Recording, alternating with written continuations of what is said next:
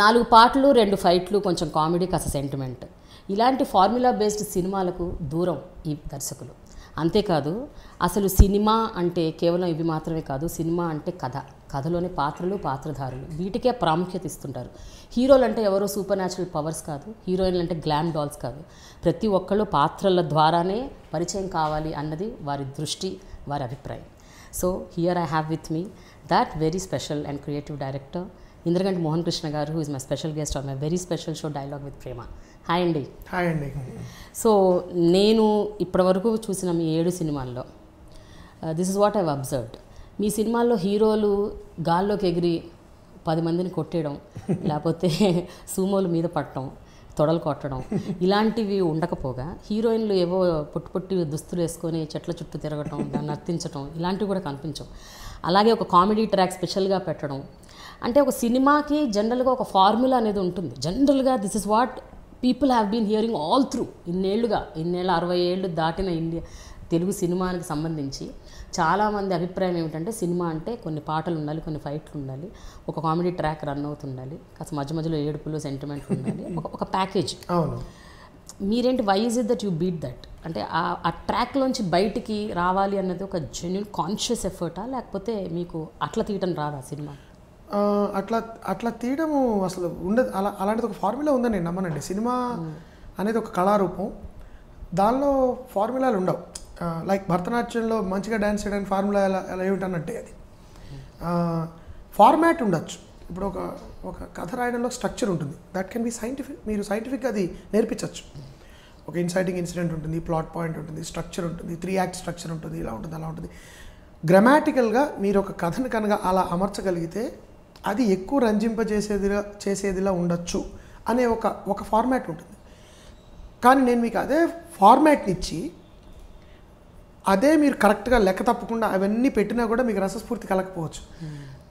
ఎందుకు కలగదంటే అక్కడ అది కేవలం ఒక టెంప్లెట్, దాని మీద మీరు నింపాల్సిన ఇమోషన్లో నిజాయితీ లేదనుకోండి, ఆబ్వియస్లీ దానిలో రసస్ఫూర్తి కలగదు. సో గ్రామాటికల్గా కరెక్ట్గా ఉండే సినిమాలు ఇమోషనల్గా పండకపోవచ్చు. కొన్ని ఇమోషనల్గా బాగా ఉండి గ్రామాటికల్గా తప్పుగా ఉన్న 100 రోజులు ఆడేసే సినిమాలు కూడా ఉండొచ్చు. So there is nothing like a formula. But నా వరకు నేను కథని, కథాగమనాన్ని, పాత్రని మన ప్రాచీన కవుల దగ్గర నుంచి, ప్రాచీన తత్వవేత్తలు దగ్గర నుంచి కూడా, ఇప్పుడు అరిస్టాటిల్ ఏం చెప్పాడంటే ప్రధానంగా మన కథలో ఒక రచనలో, నాటకీయ రచనలో కావాల్సింది ఏంటంటే ముందర పాత్ర ఉండాలి, ప్లాట్ ఉండాలి, థీమ్ ఉండాలి, తర్వాత రిథమ్ ఉండాలి, భాష బాగుండాలి, చివరికి స్పెక్టికల్ అన్నాడు ఆయన. ముందర ఎప్పుడైతే మీరు కథనాలు, కథాగమనము, పాత్ర వీటి మీద ఎటువంటి ఖర్చు లేని విషయాలు ఇవి, ఒక పెన్సిల్ కాగితం ఉంటే చాలు, వాటిని మీరు బలంగా ఏర్పరచుకున్న తర్వాత మిగతావన్నీ కేవలం అమరికలు, అలంకారాలన్నీ ఆటోమేటిక్గా వచ్చి చేరతాయి అంటే కథ మీద బలంగా ఉంటే ఆ కథ నిర్ణయిస్తుంది దీనికి ఎవరు ఉండాలి. నేను వాటిని ఎక్కువ నమ్ముతాను. ప్రేక్షకుల్ని ఏ విధంగా మ్యానిపులేట్ చేసి వాళ్ళలో రసస్ఫూర్తిని కాకుండా ఉద్వేగాలను కేవలం రెచ్చగొట్టి దాన్ని డబ్బు చేసుకోవడం అనే ఆలోచన ఉన్నప్పుడు మీరు ఫార్ములా గురించి ఆలోచిస్తాం. ఇప్పుడు బంగారాన్ని నేను రేపటికల్లా నాకు ఎలా కావాలన్నప్పుడే మన ఫార్ములాలు ఆలోచిస్తాం. నిజంగా బంగారం మనకు కావాల్సి వచ్చినప్పుడు దానికి ఎంత శ్రమ పడాలో మనకు అవగాహన ఉంటుంది. కాబట్టి వీఆర్ మేకింగ్ అన్ ఎఫర్ట్. నేను తీసే ప్రతి సినిమా బంగారం అని అనట్లేదు, కానీ I believe in the process. I think film making is a process. It's not result oriented magical trick కాదు, అది మ్యాజిక్ ట్రిక్ కాదు. So that's why it takes time. ఒకప్పుడు అంత మీరు ప్రాసెస్లో పాల్గొన్నా కూడా తప్పు జరగచ్చు, కాదు నేను అంటే. But I don't believe in easy solutions. I don't think there is a formula. So film స్కూల్లో నేను మొట్టమొదటి నేర్చుకుంది, నేను చాలాసార్లు నన్ను అడిగినప్పుడు సలహా కూడా చెప్పింది ఏంటంటే కమర్షియల్ సక్సెస్ ఇది అని చెప్పేవాళ్ళని ఎవరిని నమ్మద్దు. Because I don't think there is any formula like that. కానీ మోహన్ కృష్ణ గారు, జనరల్గా చూస్తే చాలా సినిమాలు బ్లాక్ బస్టర్స్ అయిన సినిమాలు నిజంగా కథ ఉండవు వాటిలో, కథ వస్తూ ఉండదు. Heroism to the scale of అంటే ఇక సూపర్ స్టార్, ఇందాక నేను చెప్పినట్టు సూపర్ న్యాచురల్ పవర్స్ని వాళ్ళలో చూపించి సినిమా హిట్లు కొట్టిన సినిమాలు కొన్ని కొల్లలు ఉన్నాయి తెలుగు సినీ పరిశ్రమలో. అందుకనే అంటున్నాను, అలాంటి కైండ్ ఆఫ్ సినిమాలు తీయాలి అన్న ఆలోచన మీకు ఎప్పుడు రాలేదా? రాలేదండి. ఎందుకంటే పెంపకంలో నేను పెరిగిన వాతావరణంలో నాకు మగతనం అంటే చిరాకండి. అంటే మగతనాన్ని ప్రొజెక్ట్ చేయడం అంటే నాకు నవ్వు వస్తుంది. అంటే తొడలు కొట్టడాలు అంటే మామూలుగా జనరల్గా మనకు కొన్ని నోషన్స్ ఉన్నాయి. ఆశ్చర్యకరంగా మన సినిమాలోనే కాదు, మన సంస్కృతిలో ఎంతో కొంత ఉంది. అది వాటిలోంచి సినిమాలోకి వస్తాయి కదా. మగవాళ్ళు వాళ్ళ మగతనం గురించి వాళ్ళ పౌరుషం గురించి డప్పాలు కొడుతుంటే నాకు నిజంగా సిల్లీగా అనిపిస్తుంది. Honestly I'm telling you, because I don't believe in that non sense. Basically నా దృష్టిలో గొప్ప గొప్ప హీరోలు ఈ ప్రపంచాన్ని దశని మార్చిన మేధావులు కానీ వీరులు కానీ యుద్ధాల్లో పోరాడిన వాళ్ళు కానీ ఇలా వాళ్ళ గురించి వాళ్ళు డప్పాలు ఎప్పుడు కొట్టుకోలేదు, కొట్టుకుని ఉండరని నేను నమ్ముతాను. వాళ్ళ గురించి వేరే వాళ్ళు కీర్తిస్తూ శ్లాఘిస్తూ శాసనాలు రాసి ఉండొచ్చు, కావ్యాలు రాసి ఉండొచ్చు, కానీ మన సినిమాల్లో చాలా వరకు కనబడే హీరోయిక్ బిల్డప్లు ఏవైతే ఉంటాయో అవి నిజ జీవితంలో ఎవరైనా చేస్తే నిజంగా నవ్వుతాం మనం. అది విచిత్రం, అది వేరే డిస్కషన్. అది అంటే మనం నిజ జీవితంలో చూసేవి నవ్వేవి సినిమాలో ఎలా యాక్సెప్ట్ చేస్తాం అనేది వేరే డిస్కషన్. అది దానిలో మనం ఇప్పుడు వెళ్ళక్కర్లేదు. బట్ సో నాకు అది వ్యక్తిగతంగా అది నచ్చదు. నాకు I believe in human real people. నా దృష్టిలో గొప్ప గొప్ప హీరోలు మన ఇళ్లలోనో లేకపోతే మన ఇంటి చుట్టుపక్కలనో లేకపోతే మన సందు మొదట్లోనూ ఉంటారు.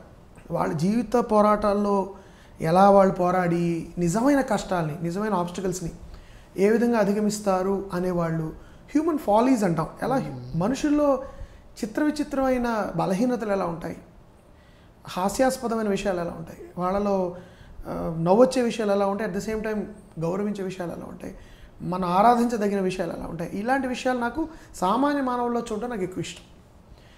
లేనిపోని హీరోయిజం బిల్డప్లు ఇచ్చి మీలో కేవలం అడ్రినల్ రష్ అంటారు చూడండి, అలాంటి హార్మోనల్ రష్ని రేకెత్తించి ఆ టైంకి డబ్బులు చేసుకుని బయటికి రాగానే అలసట వచ్చే సినిమాలు కథలు నాకు నిజంగా నచ్చవు.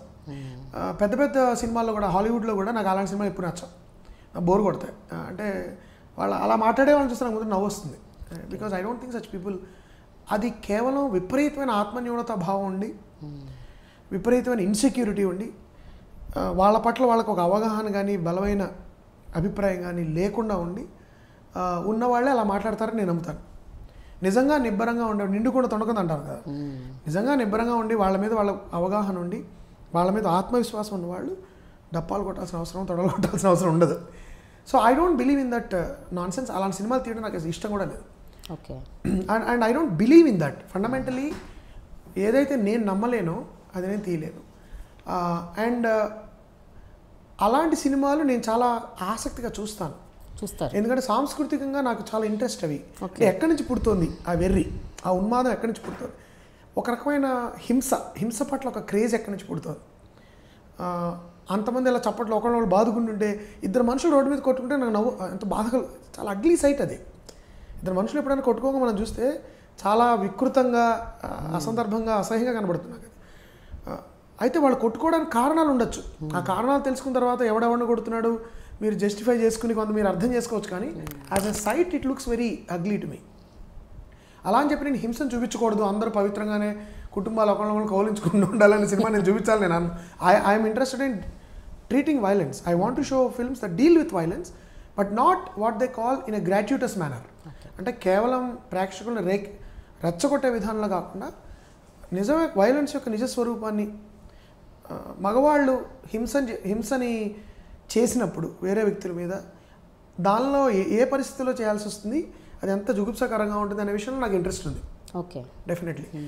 బట్ పెద్ద మ్యూజిక్తో గ్రాండ్ ఎంట్రీలు, ఎగ్జిట్లు, బిల్డప్లు సామాన్య మనుషులకి మగవాళ్ళకి ఎటువంటి ఏ కోశానా లేని బలాన్ని వాళ్ళకి ఆపాదించి ఆ బిల్డప్లు ఇచ్చి ఇయర్లు వేయించుకోవడం నాకు I don't believe in that at all.